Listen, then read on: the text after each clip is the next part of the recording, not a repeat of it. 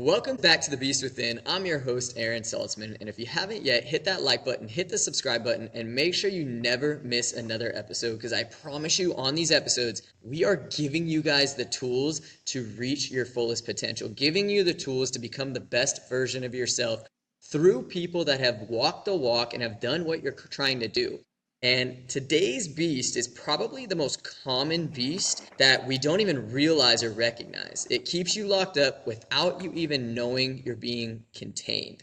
Because you see, this beast, there comes a moment when comfort becomes a cage. It actually locks you up. You've got the job, you've got the routine, you get the bi-weekly paychecks, but deep down you know that you're meant for more. You scroll mindlessly on social media, watching other people reach their dreams, and a quiet voice inside whispers, "Why not me? Maybe I should try this. Maybe I am capable." But you see, then the beast shows up. This inner beast tells you to play it safe. Who do you think you are? You're thinking delusionally. You need to think logically.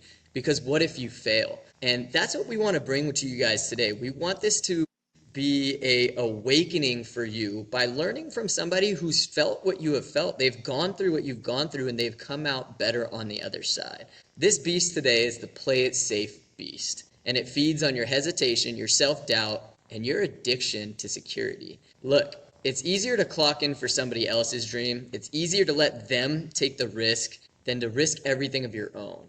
But you see, without risk comes very few reward. Here's the truth. If you never bet on yourself, you'll spend your entire life building someone else's empire and wondering what yours could have been. Today's episode is exactly that. The leap from comfort to conviction. We're sitting down with someone who took that leap himself and never looked back. Today, I want to introduce our guest, Javier Carrillo, an entrepreneur, business coach, and freedom builder. Javier has built success across construction, logistics, real estate, and heavy equipment rentals. But it wasn't always like that for him. You see, there was a time in Javier's life where he was built around security of a 9-to-5.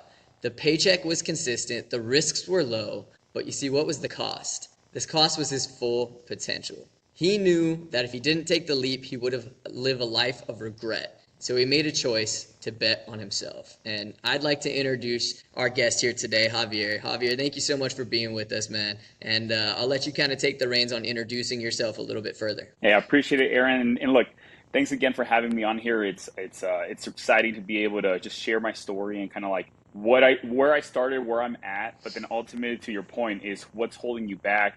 And I know there's a lot of entrepreneurs out there that are probably feeling the same thing. It's like, am I ready for this? Is this the path that I want to take? And deep down, the answer is yes, it is, right?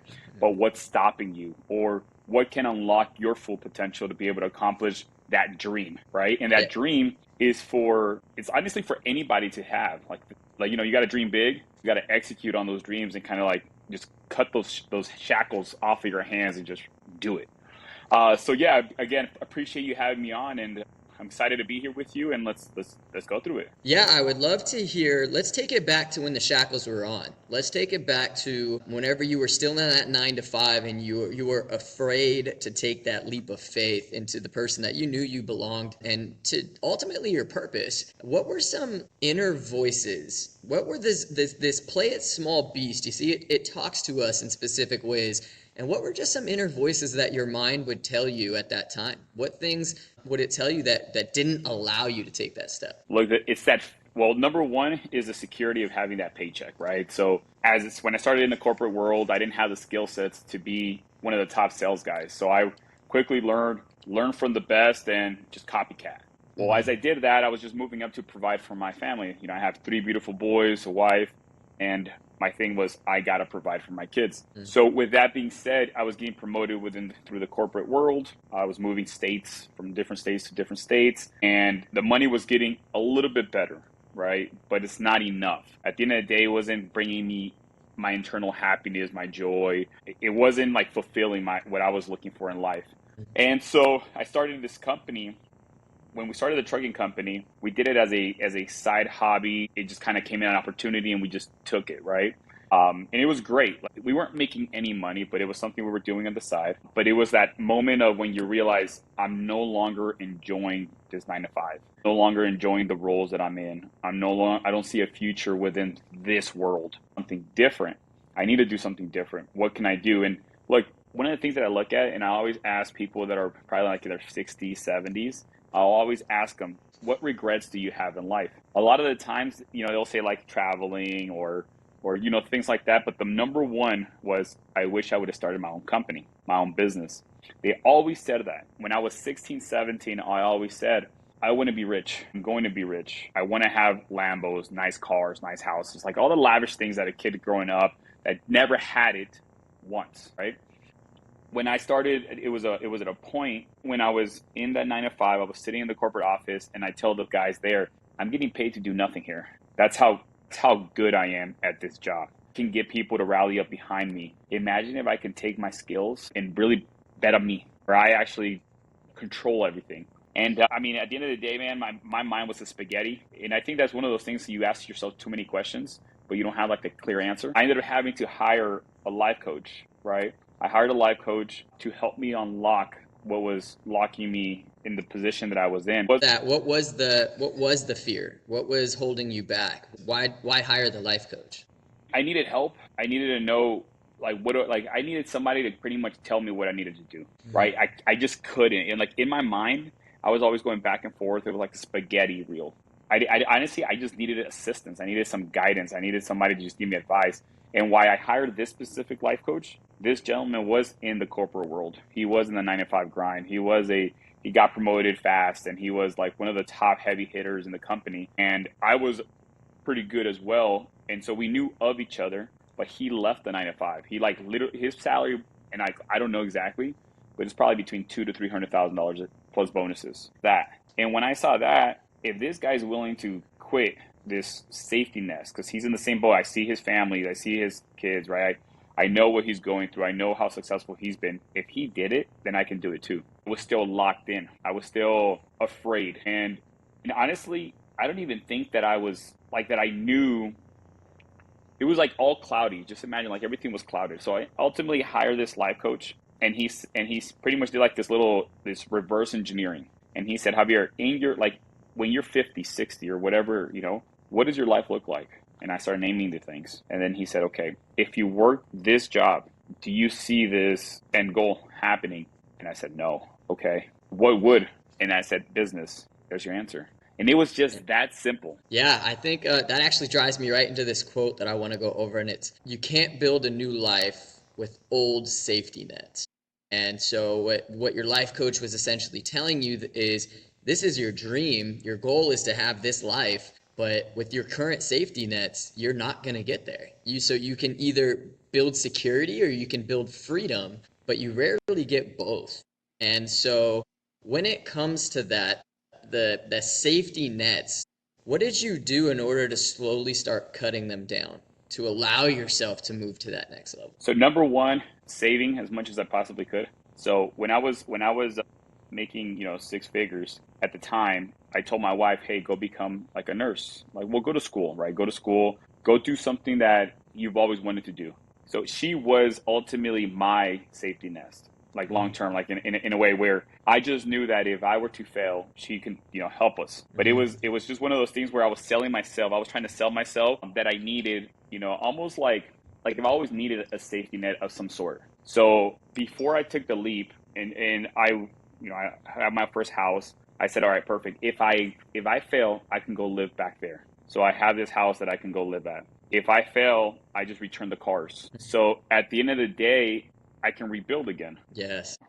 I love what you just said, and I piggyback on that 100%, that, look, if I fail, I'm just going to end up back where I was anyways. So why not take the chance, right? I'm just going to end up where I was. I could always go back to that life, but why not take that risk? And if you don't take the risk, then ultimately staying stuck is the only other path. 100% agree with you. And that's exactly what I did. I actually took a leave of absence from the job place. That was me still playing it safe. And I was mentally preparing myself to quit. Like, I'm going to quit. So I'm going to take this leave of absence from work. I'm going to focus on my business. I'm going to go all in. And the next thing you know, a couple months later, I never went back to work. I just completely stayed in my business. And 5 years later, I haven't had a 9 to 5 job in years. Don't plan on having one. and I've been able to, focus on business. As people say, you have the freedom of the world to focus on your business, or like you can make your own schedule. While that is true, I probably work harder now than I've ever worked before in my life. Absolutely. Way more hours, way more commitment, but all with a love and passion for what you're doing, right? And so for you, it probably doesn't feel like work. It's probably you're working from the moment you wake up to the moment you go to bed, but it probably doesn't feel like work because you're doing what you love. You're doing your passion. You're living into the purpose-driven world. 100%. Yeah, and what I love about that is that's what this beast within is about. That's what this is what we're trying to help people do, is people like Javier overcoming these beasts. And for him, he overcame this play it safe beast, because you see, every time you lean into what's safe, you're sending a message to your future self saying, I don't believe in you yet. And how did you build that self-confidence to say, you know what, I do believe in my future self. Whatever my goals and my aspirations are, I know that my future self deserves it and can achieve it. So how did you find that mental switch? So I used to always ask myself, Javier, in every job that you have had, you've always tried to be the best. You're very competitive. You're very confident in your skill sets. And even if you lack skills, you're always looking for ways to build your skill sets. Because of that, and I'm always very competitive. I like to win. One thing is I just hate to lose. And so I was just building the skill sets, and I was working in retail. So in retail, it's all about how many products you sell, and you can ultimately win, like at the end of the year, a trip. Well, when I became a leader within the company, I won. It's called Summit, right? So you win Summit. My first year as a store manager, won Summit. My second year as a store manager, I won Summit. I got promoted to an area manager. My first year as an area manager, I won Summit.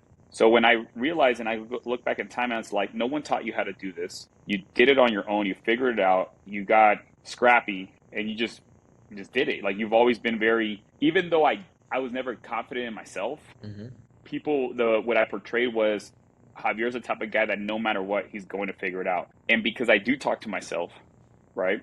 I always, encourage myself. I'm like, Javier, if you were able to do it in a corporate world where there is essentially it's like there's like walls on each side. So you got to stay within these two walls, right? You're here, but you're moving forward. But they're telling you, like, you're ultimately, what you got to do, sell more, sell more, sell more. When I started talking to myself about that, I said, if I go in business and I do the exact same thing, you put me against the wall, you kind of if I stay focused of where I'm trying to accomplish, I will create my two little walls for me. It's almost like a horse. You know how they give those lines on a horse on the side so he just focuses straight forward? I said, as long as I can focus to the ultimate goal, which is scaling the business, it's about how to just grow, how to add the pieces that I lack. I was like, Javier, if you did it in the corporate world, you can do it in your business. And as I kept saying it and saying it and saying it and saying it, ultimately it became the truth. Yeah, and I think you said the perfect word. So focus. Focus is everything to overcoming your mental beast, because with focus comes consistency. With consistency of showing yourself that actions are what's going to prove that you're capable. So just by over focusing, you have now given yourself the tools that I can accomplish this. I've proven I have actionable proof that I can accomplish these goals. And so how did your friends, family, coworkers, how did they react when you decided that I am leaving the play it safe beast behind and I'm going to bet on myself? How did the people around you react to this? They thought I was crazy. They said things like, Javier, you got a family, focus on them. It's when you got to give up on your dreams, and you got to grow up. You got to be a father. Take care of your kids. And it's not the things you want to hear.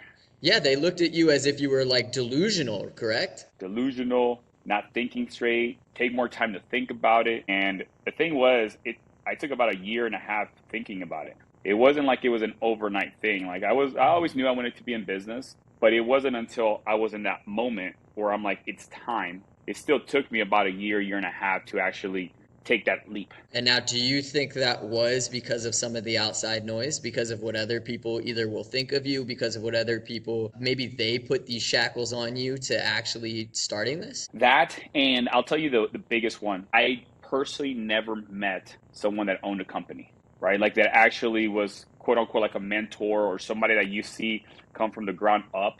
You know, Mm-hmm. you see all these folks on like all these celebrities on TV that came from the hustle, but I actually never knew one, right? I remember asking my mother and my father, who in our family owns a business? Like, does anyone in our family own a business? And they're like, well, not that we know of. I mean, Mm-hmm. maybe in Mexico or something like that. And I'm like, man, I need someone to talk to. And go ahead. Sorry. Yeah, I was gonna say no. This is perfect. This reminds me. So I just did a podcast on the environment beast, and it's basically just the people that you surround yourself with. Because if you've never seen it, how do you correlate to it? How do you relate to it? And so I think that's perfect. What you were saying about I've never been around it, so I didn't know if it was actually real. And it sounds like when someone's in business or is like a true entrepreneur, you would think that they're the smartest people in the world. And keep in mind, to tell you a little bit more about my background, I don't have a college degree, right? So I've always already somewhat held myself back. I'm like, oh, I'm limited. I don't have loyal friends. So I don't have those folks in my corner that can help me in this business world. And how am I even gonna make those kind of friends? So there's Mm-hmm. all these doubts and all these things that go in your head. At the end of the day, when you think about, am I ready to build this empire, but I have zero tools in my bag? And Mm-hmm. those are the things that, so there's always going to be that self-doubt. And then there's the people around you that are sharing, feeding you the exact same thing that you're already doubting yourself. And when you hear all this, it makes, like, this is what I think. I truly believe that if you deep down believe in yourself, like, hey, this is what I truly want to do, and I don't care if I fail, I will do it. As long as you go and do it, you're not going to fail, because failing is not even the word failing is not failure. It is a lesson learned where you rebuild the mistake that you made, but now you made the right decision, right? Absolutely. Yeah. Failing and failure are two different things. Failing is moving forward. Failure is deciding not to try. And it wasn't until where I said, you know what? No one around me that's telling me what they're telling me is living the life that I wish I was living. And because of that, I cannot listen to you guys. And that's one of the things that I tell everyone is it's a lot of noise around you. And that's why I keep my circles tight. If we're going to have a conversation, we're talking about build up, opportunities, business. I just had a meeting with a friend that I haven't talked to in 15 years. And I was talking to him and his wife, and we're talking about business. This guy has literally spent all his money investing in all these different business ideas, and he's failed in a couple, and he just now launched where he owns one of the biggest clinics that I have ever seen, right, through a private owner. And he's like, Javier, I have doctors working for me, and I don't have a college degree. Hmm. So you don't have to be the smartest guy in the room. You just have to have the grit to wanting to go become successful and stop listening to people, right? All the Yeah, doubters. I would say entrepreneurs, the best built entrepreneurs are not the smartest, they're just the hardest working. And they're not going to accept failure. They dive into failing and they make sure that they don't failure is not in their vocabulary because that just means not starting. 100%. And so I want to go over, do you know who I'm sure you do, Alex Hermosi is? Yeah, I know that. Yeah, Yeah. yes.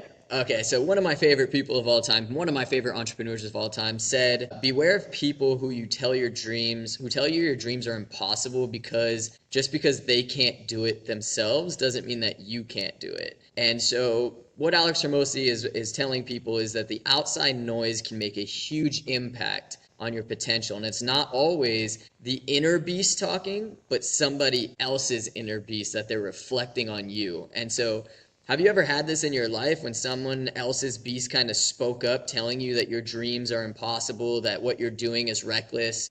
Have you ever had that in your life? I had a mentor tell me that. One of my mentors in the corporate world tell me that you're not meant to succeed. If you were meant to succeed, you would have already been successful. You're not in those groups, you're not in those clubs. So just the fact that you've made it this far, you should be very happy with yourself. I remember hearing that. And while I heard it like you've done a good job, but that's as good as you're going to ever be. Yeah. The words were it was like a sword just stabbing me in the heart, like a knife stabbing me in my heart and telling me this is it. Yeah. And this is someone that I looked up to. Right. And so and that's exactly what I want people to understand. Anybody listening to this podcast right now, understand that people will speak on what they know for themselves. and they'll reflect that onto you. And so this mentor, even though he was a positive person in Javier's life, because of his own restraints, tried to put them on Javier. And so you need to be cautious, and this will be a tool that I'll break down a little bit later in this podcast. But you got to be cautious with your circle. You got to be cautious with the people, the outside noise that you let in, because people will take their knowledge and take their experience and reflect it onto you. And that could be anyone, even your own mother. Absolutely. Right. And it might not come from it might not come from a place of trying to hurt you. It might even be the opposite. It might be somebody loves you so much and cares about you so much that they reflect their own personal experiences onto you to keep you safe. And so you really have to be cautious of that outside noise. And with that, how did you put up your shield to that? What did you tell your mentor, or what did you do that obviously you came out on the other side of it? So what did you do in order to do that? I stopped sharing my dreams. That's probably the biggest, like one of the, and don't get me wrong, I'm a type of guy that likes to speak into existence. I want everyone to know what I'm doing. I like to share. I like to invite people with me. So anytime that when I even started the company, I remember this. So my brother is my partner in the logistics company and other businesses as well. But at the time, I didn't ask my brother to be a business partner with me. I asked friends, and I said, hey guys, I have this business idea. I think you would be great in it. You and I are, in the corporate world, we're in leadership. It's going to cost probably $30,000. You put 30, I put 30, and let's go start this company. They're like, no, what do you know about the business? Let's not do it. And it was all that. I spoke with my brother, and I told my brother, hey, bro, I got a business idea. Here it is. You want to go in 50-50? Of course. Let's do it. All right, cool. I'm going to need you to wire me later this week when I go buy the semi-truck. Okay, perfect. And it comes a day where I'm going to buy the semi-truck, and I call my brother again. I was like, hey, I'm buying a semi-truck. I need you to wire me the money. All right, cool. We're doing this. All right, let me go to the bank right now. I'll wire you. And it was that, right? Like either he believed in me, or he says, hey, my brother, I'm going to back him up. Mm-hmm. Whatever was going through my brother's head at the time, saying, we're going to do this with my brother. Let's just do it. If he has an idea, let's just do it, because what's the worst thing that can happen? We lose a little bit of money. And as the years went by, right, the business did well for itself. And I remember talking to this guy again. He's a good friend of mine. I love him to death. And I said, hey, man, you remember when I offered you like literally 50% of the company, and all you had to do was give me 30,000, not even work the business like I did. Mm-hmm. And he's like, hey, you want my 30,000 now? And I said, oh man, the reward comes from the leap that you take to just throw the money out there and see what happens. That's the reward. The best partnership is belief in your capabilities, belief in the whatever branding that you're making. You want to have a partner who's a ride or die and has the same mindset as you. And so when it comes to somebody starting their own entrepreneurship, when it comes to somebody starting their getting over this play it safe beast, I want to go over some tools, some things that we can help people overcome their mental obstacles right now to take that first initial leap. And so one tool I want to go over, and I want to hear your response to, is I want you to define what rich means to you. Is rich just money, or is there more to it that you can inspire others to understand what it is that they're really chasing? I just had this conversation with somebody, and it goes into, it's not money. Now, money is important and it's needed, but too much money, you start losing what really matters in life. And what truly matters and what makes you rich is being able to make memories with those that you love, kids, wife, family, friends. That's what makes you rich. Are you able to provide that time when the moments are going to happen? It could be the most beautiful moment that happens. Like, we can go to the beach today, but if I didn't have the time to be able to go to the beach, like for example, I had to work and I had to ask my boss for the day off, I lost that moment. And it could have been the most precious moment in the world, right? Those are the memories. So at the end of the day, I believe rich is having the freedom to make memories with those you love. Yeah, I love that. And I just had this conversation with somebody, a client of mine this week, who was fighting a fight. She's an entrepreneur, and she was fighting this fight. And that's what I reminded her of is, look, would you ever go back to the 9-to-5? Having somebody else dictate your time, having to ask somebody for time off to live the life that you want to live. I mean, would you, as an entrepreneur now, would you ever go back to this 9-to-5? Never. Honestly, I almost wish that I would have never, and I kind of fight myself in this with this statement. If I could start business from an earlier stage and never went into the 9 to 5 world, would I be as successful as I am now? Or did I have to go through those things in order for me to learn the skills to become the person that I am today? And so what you're saying, and I love it, is you need blind focus, right? You need focus, but blindly going into whatever it is that you need to go into the learning experiences, to fail, to take that step back in order to take that step forward, right? So blind focus is the tool that I want to give out to the public listening to this. And so is that what you kind of say that you had at the moment whenever you I start? think I lacked everything, right? There was no necessary any sort of focus, right? I remember this. There was a point in time, like from the age of probably 19 till 22, I gave up on myself. I focused on getting whatever job I could, and I literally was just trying to provide the rent to be covered, food on the table. That was it. Like that was literally my only thoughts. And for those couple of years, I'm like, dude, this is not me. I'm giving up on myself.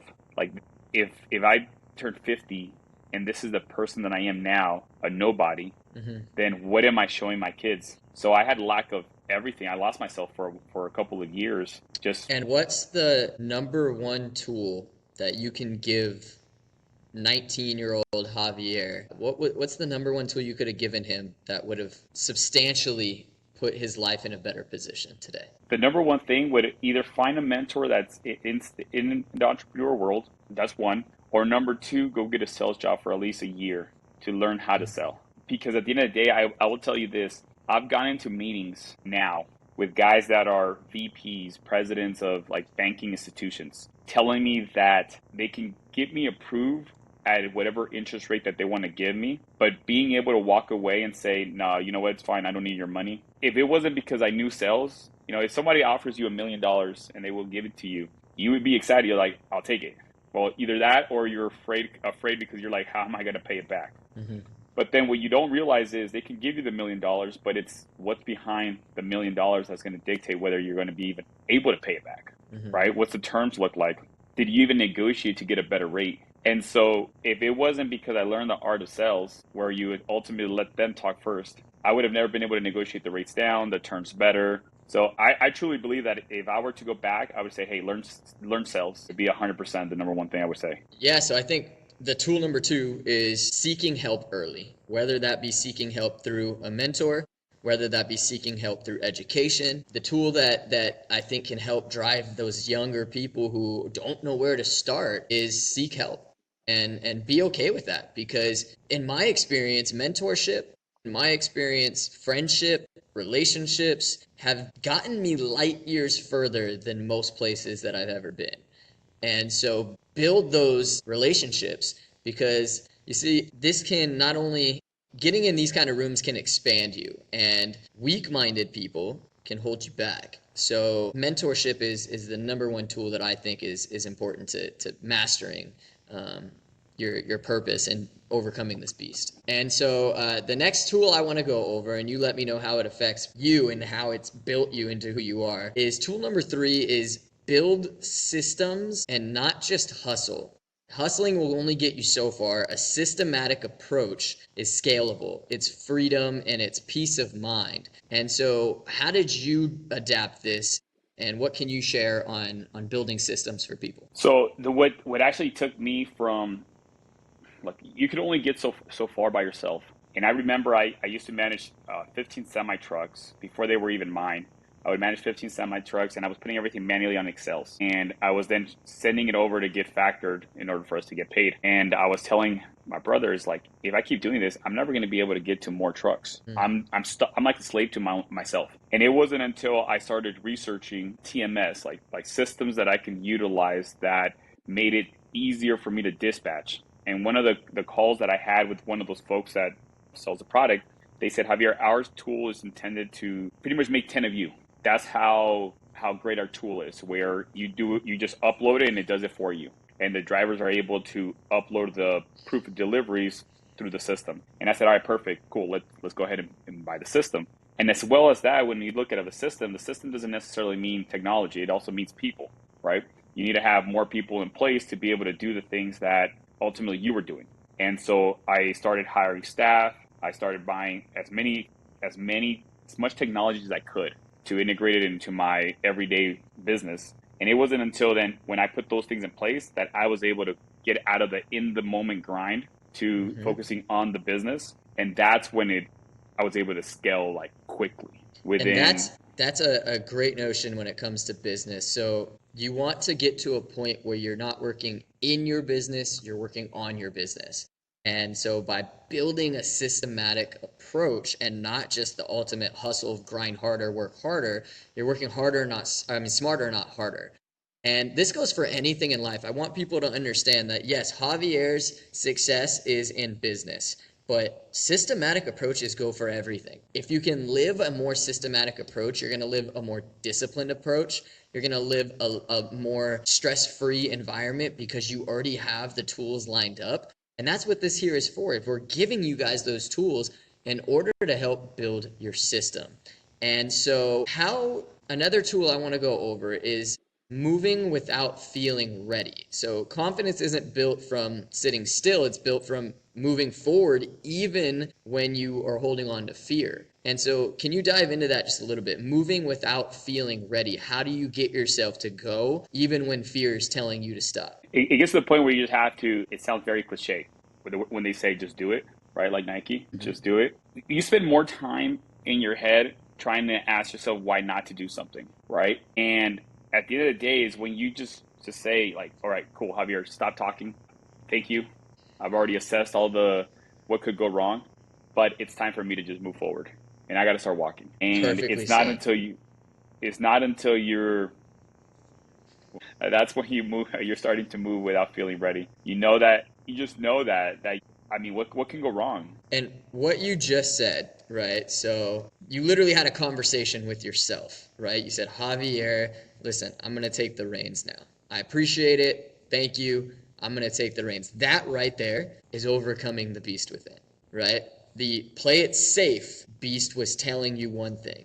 And Javier now, the one that stepped up, was the bet on myself beast. And he's the one that stepped up and said, hey, I'm going to take the reins now, and I'm going to, just like Nike, I'm going to do it.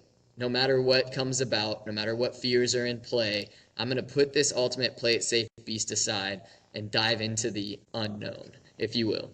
And that right there is why I want you to be on this podcast. You right there just specifically told us how you overcame this beast. And so, any other tools, anything else that you have that you can give to the people on overcoming this beast, whether in business, in life, and just shutting down that inner voice that's telling you to play it safe? Do you have anything else you want to share? My biggest thing is stop thinking small. Stop dreaming small. I asked somebody, and I had this conversation 2 days ago, and they said, "Hey, Javier, how did you get into the general contracting world? Like, I know you, and you don't know anything about construction." And I said, "Look, I wanted to open up a business in." Well, here, let me take it back. Someone said this: hire the number two of the number one company and go start a company with that person. And when I heard that, I'm like, okay, well, what can I do? Essentially anything. I have friends that have that self doubt, that need that encouragement. Mm-hmm. One of them was doing side work where he would do like handyman work. And I asked him, and he's my compadre. So he's my son's godfather. And I asked him, I said, look, man, what's your dream life look like? He starts drawing it out for me, starts telling me what he thinks. I said, okay, you're never going to accomplish that with the 9 to 5. And at this point, it's me mentoring him, right? Like for a moment. I said, let's start a company. Your father taught you all the skills that you needed to be in construction. Why are you limiting yourself to handyman? Javier, it's difficult. It's hard. You require all of these like specialties. Okay, I'm like, okay, sounds like a lot of words, but none of that means nothing to me. Mm-hmm. Go do your research and find out exactly what you need. All you needed was $40,000 for the bond. You need to pass like the state exam. And as long as you get approved, you're a general contractor. So we went ahead and did that. But it's ultimately, he was thinking handyman for a long period of time, thinking small scale, $500 jobs, $1,000 jobs. It's not until now we're in a position where we actually have the account created, we have the money in the bank. And he's like, you can see a smile, a joy within himself, pretty much realizing it was not complicated. Now for mentors, things become a lot easier because we've already been through the hard part, which is taking that leap, right? Guys like you, Aaron, who are coaches, right? Guys like me who are business coaches. We've already done a lot of the legwork. And when I was telling you earlier, I was looking for somebody to help me unlock my potential. And that's exactly what we're doing. We're unlocking the potential of a lot of people through podcasts. And we do it with, let's be realistic, we do these things because we love it, not because we need to. There's no job behind this, right? There's We're no not making return money of, off of this. no return of investment whatsoever. But we love seeing other people accomplish more than what they would have accomplished by themselves. And for me specifically, I like to partner up with guys like this because at the end of the day, I'm like, I will unlock all the doors for you. You're going to come work with me, but then we can do the same thing for our generations to come, right? Yeah. And so And that, no. And I was going to say that's what drives me. yeah, I think that tool that you gave was amazing for people is you got to stop thinking small. And that's where this play it safe beast comes in. And let me tell you, the reason why so many people play it safe is security, right? And security is an illusion. Listen, even a 9 to 5 can disappear tomorrow. It's not, matter of fact, you're more at risk to lose your 9 to 5 because you're betting on somebody else than if you were to build your own and trusting your system that you built. So if you're talking security, you're the delusion one because you're betting on somebody else and relying on somebody else to write your checks and their hard work, that they're going to stay committed and that they're disciplined enough instead of building your own. So that tool of thinking big actually is the way to feel more secure. Is the bigger you think, the more you're going to build and the more secure you're going to be. And so I think that tool is for those that are just being in the beginners, or like your friend who was a handyman. If you're in an industry where you feel like your job is safe, trust me, no job out there is safe. So you might as well build one that you are going to be able to. You're going to be the ones holding the reins. It's up to you to hold it still, and it's up to you to build the right systems in play. And so this play it safe beast, you see, it'll never fully disappear. Even when you build success, it can creep back in. And so, Javier, do you ever have these inner voices that try to tell you, what if you lose it all? Or maybe I should play it safe, or maybe I've gone far enough. Do you ever have these inner voices pop up, and how do you quiet them down? You said two things, and I'll touch on it. You're going to get those voices no matter where you are in life, whether it's in your business or it's in the 9 to 5. Now, just like you mentioned, the 9 to 5 can disappear tomorrow. There's a thing that I remember all the time. History repeats itself. And if you go back in any company, and I don't care what company it is, they've always done cuts, right? They've always done cuts. And you could be one of those that are affected by those cuts, especially right now in the economy that we live in. With that being said, it's a gamble. You already are at 50-50 chance that walking into your job today, you're going to get cut. Yep. With that being said, you have a 50-50 chance that you go into your company, that you start your own company, and that you will cut yourself. And by cutting yourself means you just never did it. And the other option is that you actually went and tried to do it. The beautiful thing is, once you're in business, and I think this is the most amazing part, when you're in business, your number one skill that you need to acquire is how to network with as many people, right? And somebody told me, Javier, it's not about just network. It's about networthing. And I'm like, what is that? He's like, look, you can go talk to as many people as you want, but if you're not actually trying to drive revenue, business through the networking conversation that you're having, then you're honestly wasting each other's time. So at the end of the day, yes, we are making relationships, but we're making relationships with people that are helping us long term. And I'm like, well, I just don't have the time. So if I'm going to hang out with somebody, it's either because they're family and I enjoy hanging out with them, or we're going to talk business and we're motivating each other. There you go. So it's not always about money. It's about what they're helping you bring to, like, internally to yourself, which is drive, ambition, hunger, sharing your dreams, and they're sharing theirs, and it starts to motivate each other. So it's not about just money. It's about networking, but with something that's going to come out. Javier's story is proof that you can build an empire from betting on yourself, and you can overcome this play it safe beast. He now helps other entrepreneurs do the same, not just through scaling their businesses, but through building the courage to stay on their own path. Because so many other people are afraid to take this leap of faith into betting on themselves. And There is nothing, the great thing about the world we live in is there's nothing more beautiful than to suffer, to fail, to push through something of your own choosing. And your business is of your own choosing. And it's painful and it's hard and it's suffer, but it's yours and you get to choose that every single day. And so in life, you have two choices: make moves and go, or make excuses. But you can't have both. And many of you are sitting there today wanting to make the moves, but are giving yourself too many excuses not to.